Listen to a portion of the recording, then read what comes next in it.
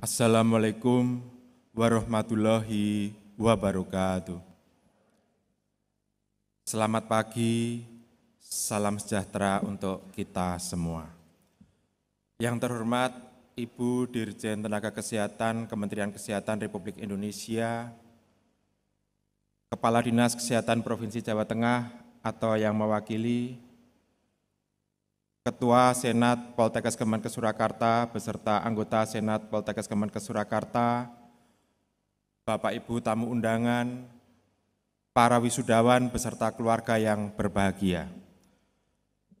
Pada kesempatan yang berbahagia ini izinkan saya berbagi sedikit mengenai hasil penelitian yang pernah kami terapkan mengenai strategi pendekatan holistik untuk mencegah stunting, wasting, dan underweight, aplikasi Hanung Holistic Breastfeeding untuk mengoptimalkan produksi ASI. Kekurangan gizi pada balita, baik dalam bentuk stunting, wasting, dan underweight ini menjadi masalah serius secara global di dunia. Bukan hanya di Indonesia, tetapi di berbagai negara.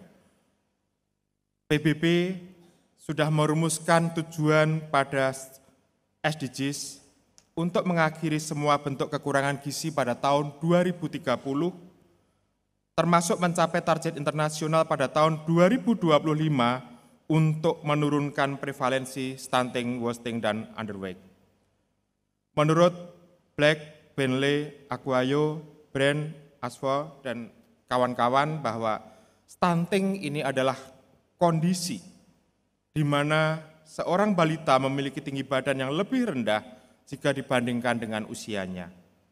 Sedangkan wasting adalah kondisi di mana seorang balita memiliki berat badan yang lebih rendah jika dibandingkan tinggi badannya. Dan underweight adalah kondisi di mana seorang balita memiliki badan yang lebih rendah jika dibandingkan usianya. Secara global, prevalensi stunting, wasting, dan underweight ini masih tinggi. Bahkan data UNICEF, WHO, dan Bank Dunia, Asia ini merupakan prevalensi yang tertinggi di dunia. Dengan demikian, stunting, wasting, dan underweight ini menjadi masalah kekurangan gizi yang belum terselesaikan. Setiap tahun, angka kematian balita ini dikaitkan dengan kejadian stunting, wasting, dan underweight. Selain kematian dan kecacatan, beberapa penelitian memaparkan bahwa balita yang mengalami stunting, wasting, dan underweight berisiko terhadap berbagai masalah kesehatan. Salah satu faktor serius penyebab stunting, wasting, dan underweight adalah bayi tidak menerima ASI eksklusif. Pemberian ASI eksklusif direkomendasikan pada bayi hingga usia 6 bulan, karena manfaatnya dalam mengurangi morbiditas dan mortalitas sangat nyata. Namun demikian saat ini cakupan ASI eksklusif secara global masih rendah. Menurut catatan UNICEF, baru sekitar 40% bayi di dunia ini mendapatkan ASI eksklusif. Dan praktek ASI non-eksklusif diperkirakan bertanggung jawab lebih terhadap 11% kematian balita. Bapak Ibu hadirin yang berbahagia, setiap bayi berhak mendapatkan ASI minimal 6 bulan pertama kehidupannya. Namun kadangkala bayi tidak mendapatkan haknya, yaitu ASI eksklusif. Pemberian ASI eksklusif diindikasikan sebagai salah satu pendorong kuat penurunan prevalensi stunting, wasting, dan underweight di antara faktor-faktor lainnya. Meskipun menyusui ini menjadi proses yang alami, namun pada faktanya pemberiannya tidaklah mudah. Prakteknya tidaklah mudah. Masih banyak ibu yang mengeluhkan bahwa ASInya tidak keluar, ASInya terlalu sedikit. Bahkan pada waktu terjadi pandemi kemarin, kami banyak sekali menangani ibu-ibu yang mengalami kecemasan tinggi, sehingga ASInya tidak keluar, kalaupun keluar sangat sedikit. Tantangan ini menjadi tanggung jawab kita semua sebagai tenaga kesehatan. Masalah stunting tidak bisa diselesaikan oleh satu profesi, tetapi menjadi tanggung jawab semua profesi di bidang kesehatan. Pada kesempatan ini, saya menawarkan sebuah hasil penelitian kami mengenai sebuah terapi holistik yang mudah sekali diterapkan, bahkan oleh masyarakat dengan tingkat pendidikan yang sederhana, tetapi efektif, dan ini sudah diterapkan, bahkan diakui oleh LSM ataupun lembaga yang menekuni di bidang ASI. Saat ini, terapi holistik memang kita akui masih menjadi pro kontra. Meskipun terapi holistik dan terapi komplementer sudah berkembang pesat, tetapi belum semuanya bisa mengakui. Faktanya sudah banyak diakui di sekitar kita, sudah banyak. Bahkan pemerintah telah menerbitkan Permenkes nomor 1109 tahun 2007 mengenai penyelenggaraan pengobatan komplementer alternatif di fasilitas pelayanan kesehatan. Hanung Holistic Breastfeeding ini merupakan kombinasi metode antara mindfulness, akupresur, sujok, dan hipnoterapi untuk mengoptimalkan, untuk merangsang produksi ASI. Mindfulness itu kondisi kesadaran penuh perhatian pada apa yang terjadi sekarang, di saat sekarang. Pada Hanung Holistic Breastfeeding, mindfulness adalah keadaan menyadari kondisi yang dialami tubuh, pikiran, perasaan pada situasi saat ini, dan berpikir secara sadar untuk membuat perasaan atau situasi yang tenang saat menyusui. Jadi sangat sederhana sekali, hanya nikmatilah prosesnya, nikmatilah apa yang sedang dilakukan, nikmatilah yang sedang dijalani. Sangat sederhana sekali. Kemudian yang kedua adalah akupresur. Akupresur merupakan terapi tusuk jari dengan memberikan penekanan dan pemijatan pada titik tertentu di tubuh yang didasarkan pada prinsip ilmu akupuntur. Akupresur pada titik akupuntur secara ilmiah memiliki efek positif, khususnya sesuai dengan fungsi titik akupuntur tersebut. Pada Hanung Holistic Breastfeeding, penggunaan teknik akupresur digunakan untuk mengoptimalkan produksi ASI dan hanya menggunakan 3 titik, sangat sederhana.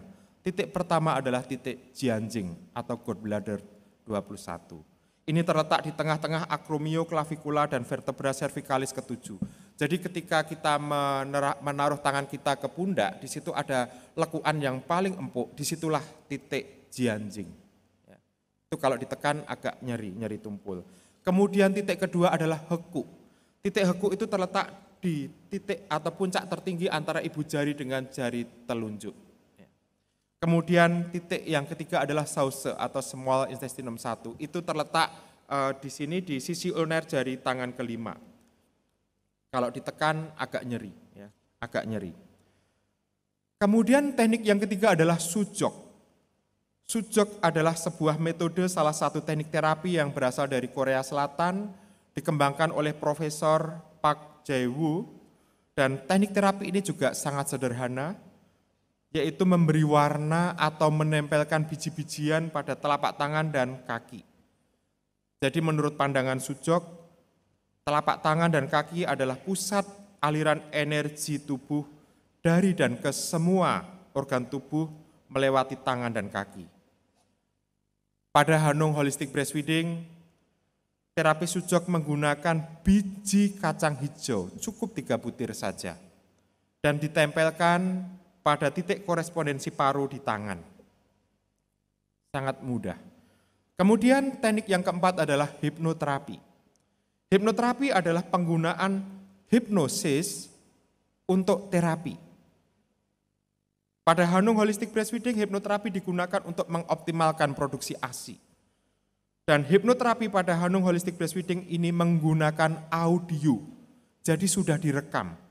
Sudah direkam berdasarkan kaidah kerja otak dan pikiran bawah sadar. Sehingga dari pengamatan, dari penelitian yang kami lakukan, pasien rata-rata merasa sangat nyaman karena hanya mendengarkan melalui audio yang sudah direkam menggunakan HP-nya.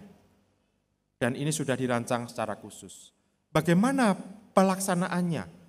Sangat mudah. Untuk tahap persiapan kita hanya menyiapkan 3 butir kacang hijau, plester, dan nanti diletakkan di korespondensi paru di tangan kanan ataupun kiri. Kemudian dilakukan akupresur pada 3 titik tadi, Jianjing, Hekuk, dan Sause. Kemudian untuk lingkungan, pastikan lingkungan itu aman dan nyaman sehingga ketika mendengarkan audio hipnoterapi ini tidak terjatuh dan tidak juga terganggu oleh situasi yang ada.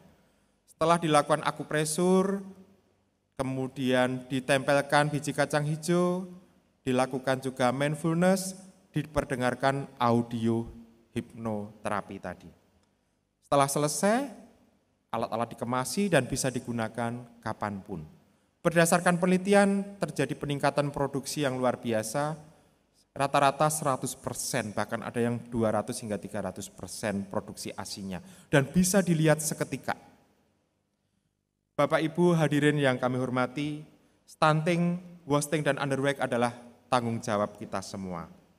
Sebagai penutup, Hanung Holistic Breastfeeding ini sangat efektif, sangat ekonomis di dalam membantu memberdayakan masyarakat, khususnya di bidang kesehatan untuk meningkatkan produksi ASI, guna membantu kecukupan ASI bagi bayi, dan diharapkan dapat mencegah stunting, wasting, dan underweight.